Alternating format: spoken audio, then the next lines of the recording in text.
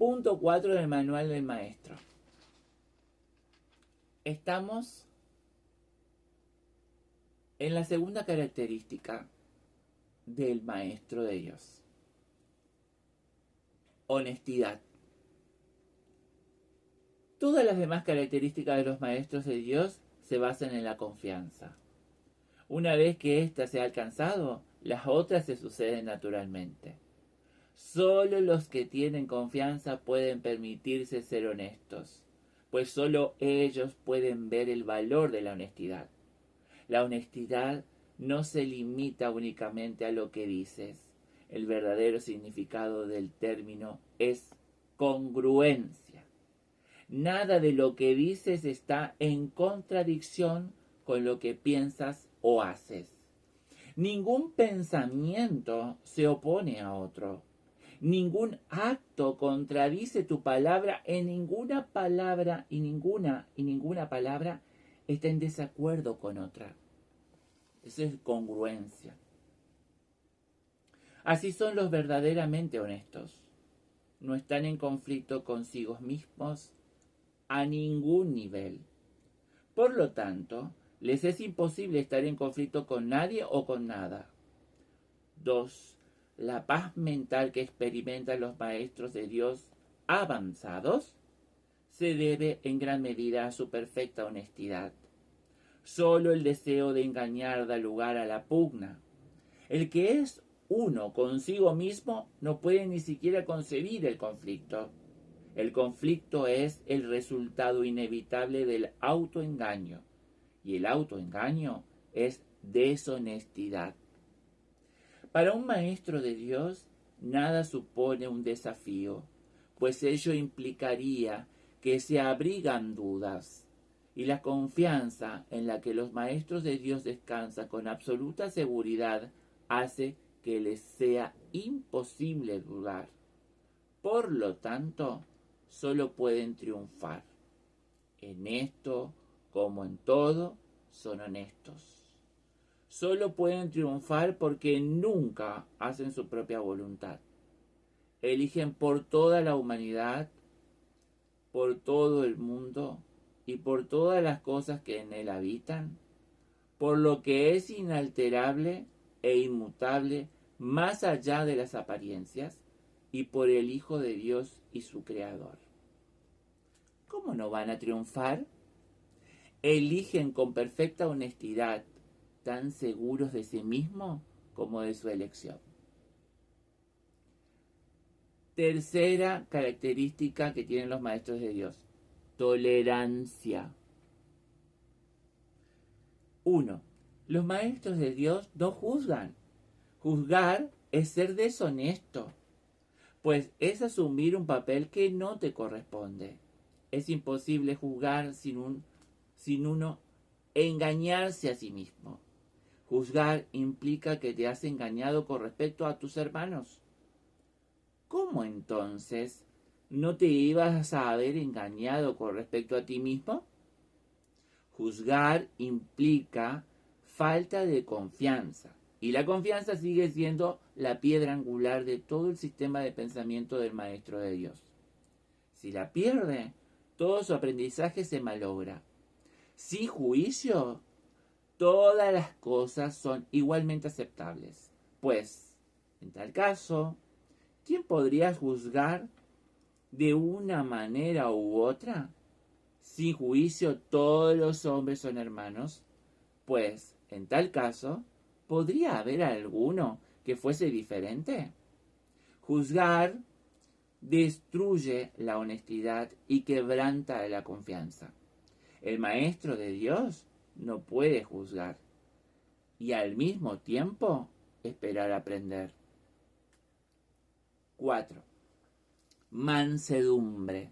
Esta es la cuarta característica de los maestros de Dios. 1. Para los maestros de Dios, el daño es algo imposible. No pueden infligirlo ni sufrirlo. El daño es el resultado de juzgar. Es el acto deshonesto que sigue a un pensamiento deshonesto. Es un veredicto de culpabilidad contra un hermano y por ende contra uno mismo. Representa el fin de la paz y la negación del aprendizaje. Demuestra la ausencia del programa de estudios de Dios y de su sustitución por la demencia. Todo maestro de Dios tiene que aprender, y bastante pronto en su proceso de formación, que hacer daño borra completamente su función de conciencia. Hacer daño lo confundirá, le hará sentir ira y temor, así como abrigar sospechas. Hará que le resulte imposible aprender las lecciones del Espíritu Santo. Tampoco podrá oír al Maestro de Dios, quien solo puede ser oído por aquellos que se dan cuenta de que, de hecho, hacer daño no lleva a ninguna parte y de que nada provechoso puede proceder de ello. Los maestros de Dios, por lo tanto, son completamente mansos. 2. Necesitan la fuerza de la mansedumbre, pues gracias a ella la función de la salvación se vuelve fácil. Para los que hacen daño, llevar a cabo dicha función es imposible. Pero para quienes el daño no tiene sentido, la función de la salvación es sencillamente algo natural.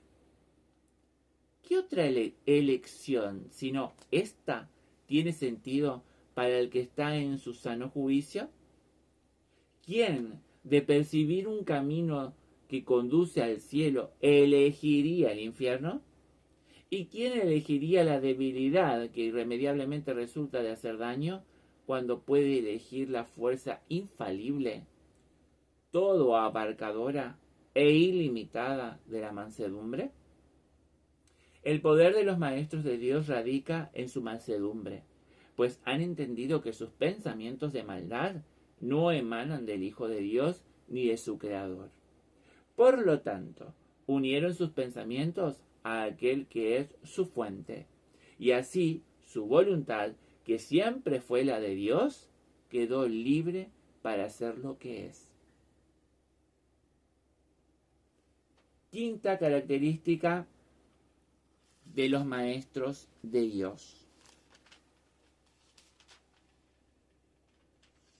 júbilo. El júbilo es el resultado inevitable de la mansedumbre. La mansedumbre significa que ahora el miedo es imposible. ¿Qué podría entonces obstaculizar el juicio? Las manos abiertas de la mansedumbre están siempre llenas. Los mansos no experimentan dolor, no pueden sufrir. ¿Cómo no van a ser felices?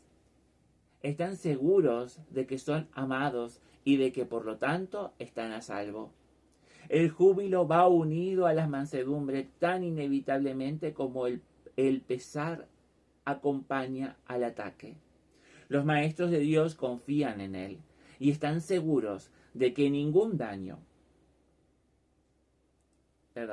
y están seguros de que su maestro va delante de ellos, asegurándose de que no les acontezca ningún daño. Ahí está. Disponen de sus dones y siguen su camino porque la voz de Dios los dirige en todo. El júbilo es su canto de gratitud y Cristo los contempla también con agradecimiento. La necesidad que Él tiene de ellos es tan grande como la que ellos tienen de Él. Qué gozo tan inmenso compartir el propósito de la salvación. Muy bien, y hasta aquí vemos las características de los maestros y vamos a seguir en una tercera y última parte de este cuarto punto del manual del maestro.